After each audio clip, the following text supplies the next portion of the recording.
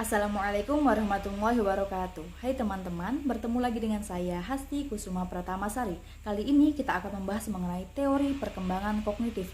Nah, apa-apa saja sih yang dibahas dalam teori ini? Silahkan menyimak dan menyaksikan materi ini hingga selesai. Bagaimana pikiran mengolah informasi? Teori pembelajaran kognitif ini memandang bahwa belajar itu merupakan suatu proses mental yang melibatkan aktivitas berpikir, memahami, dan juga mengingat. Fokus utama dari teori ini adalah pada bagaimana otak ini mampu menerima informasi, kemudian mengolahnya, serta menyimpannya ke dalam memori. Berbeda dengan pendekatan behaviorisme yang hanya menekankan pada perubahan perilaku yang dapat diamati, teori kognitif ini lebih menyorot pada proses internal dalam diri individu saat sedang belajar atau saat belajar ini sedang berlangsung. Konsep dasar kognitif. Inti dari teori pembelajaran kognitif ini adalah bahwa manusia itu dipandang sebagai pemeroses informasi aktif, jadi bukan cuma penerima informasi pasif. Nah, dalam proses belajar, individu itu nggak cuma menghafal, tetapi dia juga mengolah, memahami, dan juga menginterpretasikan informasi yang dia dapat supaya menjadi lebih bermakna. Nah, pengetahuan yang dimiliki seseorang itu dibangun berdasarkan pengalaman serta pengetahuan sebelumnya yang sudah ada di dalam dirinya. Maka dari itu, proses belajar itu disebut dengan konstruktif, atau maksudnya adalah proses membangun makna secara aktif berdasarkan informasi atau berdasarkan interaksi antara informasi baru dengan informasi lama yang sudah ada di dalam diri. Model pemrosesan informasi. Tahap pertama disebut dengan sensory memory, di mana otak kita ini menangkap semua stimulus dari lingkungan seperti suara, gambar, dan juga sentuhan. Proses ini berlangsungnya itu sangat cepat, bahkan dalam hitungan detik, dan belum semua informasi itu langsung diproses lebih lanjut. Seperti contohnya kita buka medsos Instagram, kita buka yang pertama, postingan pertama, kemudian scroll postingan kedua, scroll lagi postingan ketiga. Nah, ini kita lihat semuanya tapi hanya sekilas, dan yang kita ingat itu yang sekilasnya itu aja. Nah, itulah yang disebut dengan sensory memory. Yang kedua ada working memory. Di sini informasinya mulai diolah, dipahami, dan juga dipikirkan. Ya, tapi kapasitasnya itu tetap terbatas. Jadi nggak semua informasi bisa ditampung sekaligus. Makanya penting bagi kita untuk mengelola informasi di otak kita supaya nggak overload. Contohnya, saat kita mengerjakan hitung-hitungan matematika, kita angka-angkanya itu tertampung di otak. Kemudian disinilah working memory itu akan bekerja. Jadi tanpa kita coret-coret di kertas, kita bisa mengerjakannya di otak kita. Itulah yang disebut dengan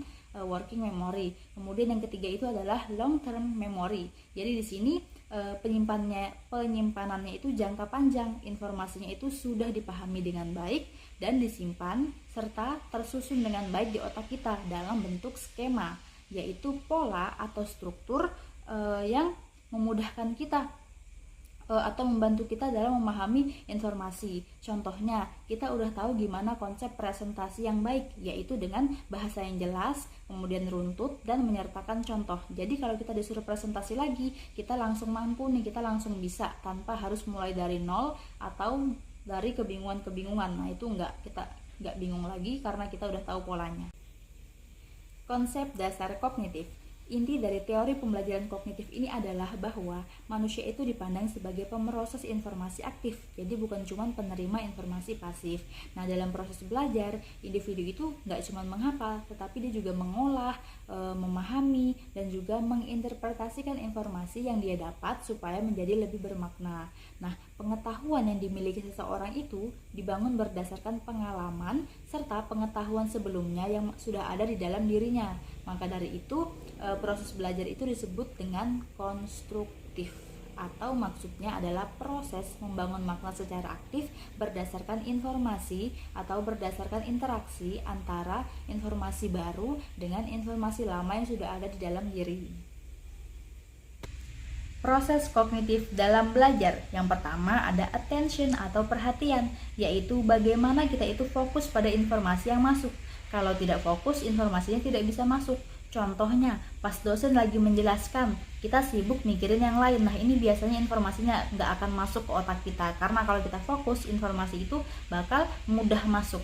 Kemudian yang kedua ada encoding. Di sini adalah proses mengubah informasi menjadi bentuk yang lebih mudah disimpan di dalam memori kita. Biasanya terjadinya saat kita itu memahami atau memberi makna pada informasi. Contohnya, kita nggak cuman baca materi nih, tetapi kita mencoba menjelaskan ulang lewat kata-kata kita sendiri. Biasanya ini bakal lebih nempel di otak kita. Kemudian yang ketiga ada storage. Nah, ini adalah menyimpan informasi tersebut dalam memori kita, baik itu jangka pendek ataupun jangka panjang. Nah, contohnya itu setelah kita belajar, kemudian kita mengulang lagi beberapa kali belajarnya. Nah, di sini kita akan mulai ingat poin-poin pentingnya tanpa kita harus mencontek catatan lagi. Kemudian yang terakhir itu adalah retrieval, yaitu proses mengambil kembali informasi yang sudah kita simpan saat kita butuhkan. Contohnya pas kita lagi ujian nih, nah kita mampu menjawab soalan-soalan karena kita berhasil mengambil materi yang sudah kita pelajari sebelumnya.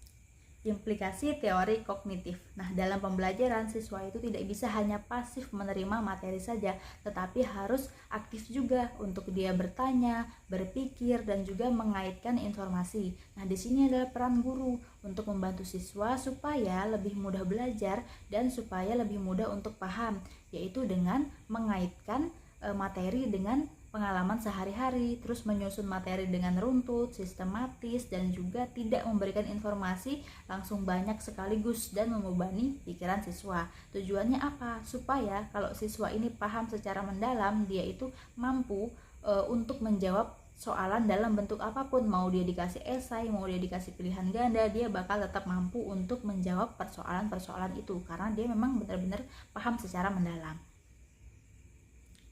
Kesimpulannya, teori pembelajaran kognitif itu menekankan bahwa belajar adalah proses aktif dalam mengolah informasi, di mana siswa membangun pemahaman berdasarkan pengalaman dan pengetahuan sebelumnya. Oleh karena itu, pembelajaran harus mendorong berpikir aktif agar menghasilkan pemahaman yang mendalam, bukan hanya sekedar hafalan.